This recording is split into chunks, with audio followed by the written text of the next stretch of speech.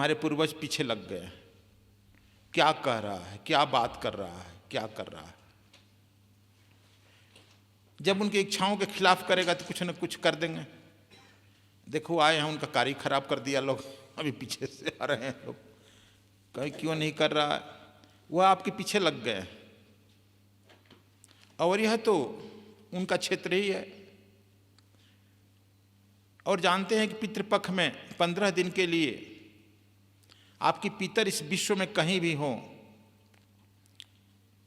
साल में 15 दिन छोड़ दिया जाता है कि जाओ अपने पुत्रों के, अपने पौत्रों के, देखो क्या कर रहे हैं, तुम्हारे लिए कुछ कर रहे हैं, तुम्हारे कमाई में से कुछ निकाल रहे हैं, तुम्हारे लिए कुछ कर रहे हैं। 365 दिन के साल में 15 दिन भी तुमको दे रहे हैं, क्या कर रहे हैं। तो वे आते हैं बड़े शौक से, सज धज करके, खुशी से कि हाँ हमारे पुत्र पौत्र कुछ करेंगे। नहीं करते हो तो बड़े निराश होकर जाते हैं। वही निराशा में हम लोग दुखी हो जाते हैं, विभिन्न प्रकार का दुख उपद्रव आता है। तो देखो हम लोगों के हाथ में कुछ है नहीं। कठपुतली देखता है, कठपुतली यदि सोचती है पुतली कि मैं नृत्य कर रही हूं और ताली बजा रहे हो, तो नृत्य वह नहीं करती है, सूत्रधार लगा हुआ है कहीं न कहीं। यदि वह करता तो भगवान कृष्ण दुर्योधन से पूछे हैं कि मैं गीता कह रहा था, तू सुना क्यों नहीं, तू तो मेरा समधी भी है। दुर्योधन के खास लड़की लक्ष्मणा से कृष्ण का लड़का प्रद्युम्न का शादी हुआ था। इसे भी नजदीकी कोई रिश्ता होगा?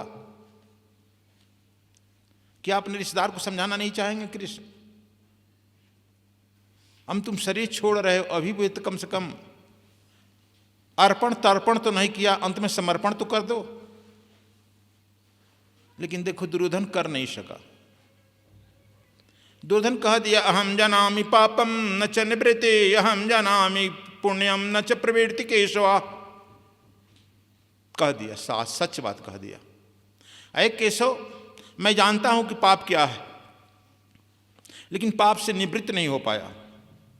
मैं जानता हूं कि पुण्य क्या है, लेकिन पुण्य में प्रवृत्त नहीं हो पाया। देखो यह जानने से तुम्हारे बस में नहीं है।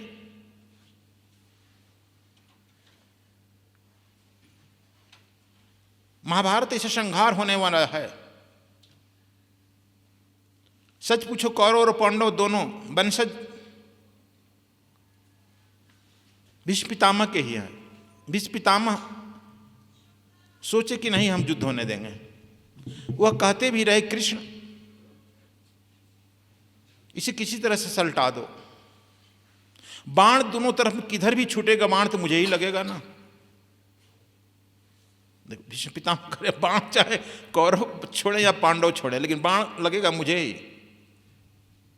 मैं भी यदि बाण छोड़ रहा हूं उस युद्ध में, तुम नहीं समझ रहे हो, वह बाण मुझ पर ही लग रहा है। क्या पितामह रोक पाए युद्ध? इस हिमालय में बैठे जहां तुम आए हो, यहीं बैठे हो, यहां से थोड़ा दूर पर वेद व्यास गुफा है, जहां वह पुराणों की, वेद पुराण श्रीमद् भागवत महाभारत सबकी रचना की। वे भी यहां से दौड़ कर हस्तिनापुर गए, और दोनों उन्हीं के पुत्र हैं। जो धृतराष्ट्र को समझाना चाहे, क्या धृतराष्ट्र समझ पाया? ये हम क्या, इसलिए हम क्यों कह रहे हैं इतना तुम लोगों को? आप लोगों का यह जन्मों जन्म का पुण्य उदय हुआ है, आपके पितरों का यह पुण्य उदय हुआ है, जिससे आप चाहते और नहीं चाहते हुए भी घिसटते हुए यहां चले आए।